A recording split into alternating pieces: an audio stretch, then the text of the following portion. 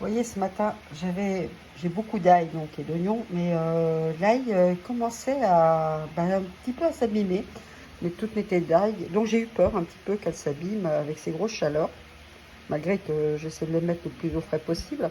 Alors ce que j'ai fait, c'est que j'ai pris plusieurs têtes d'ail, excusez-moi, et je les ai épluchées évidemment, puis je les ai mixées.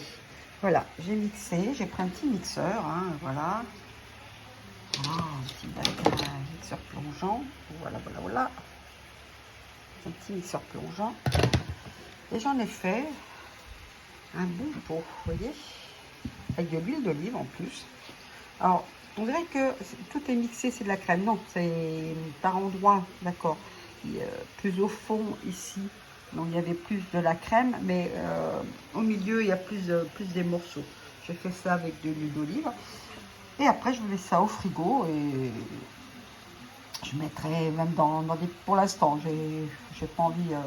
j'ai la flemme là, tout de suite, comme je suis en train de faire le risotto et tout, de mettre dans des petits bacs à légumes et puis mettre au congèle. Mais je le ferai tout à l'heure. En attendant, je l'ai mis dans un petit pot. J'en garderai un petit peu pour dans la semaine. Et le reste, je mettrai dans des petits bacs, dans les alvéoles, des bacs à légumes. Pour faire des petits glaçons d'ail, quand j'en aurai besoin. Je prends un petit glaçon et hop, voilà. Je ne remets plus l'ail à éplucher et hacher, dis donc. Vous vous rendez compte? Non, mais c'est pour éviter surtout que mes têtes d'ail s'abîment. Ça serait vraiment dommage. De temps en temps, je fais aussi comme ça les oignons, mais je les garde plus en lamelles, hein, avec un petit peu d'huile d'olive.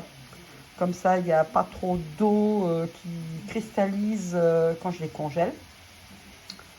Enfin, l'eau que les légumes contiennent, que l'oignon contient. Ça, je vais dire. Mais je fais un petit peu et comme ça, j'ai toujours un petit peu d'avance de l'oignon tout prêt à l'emploi. Voilà. Allez, bonne journée.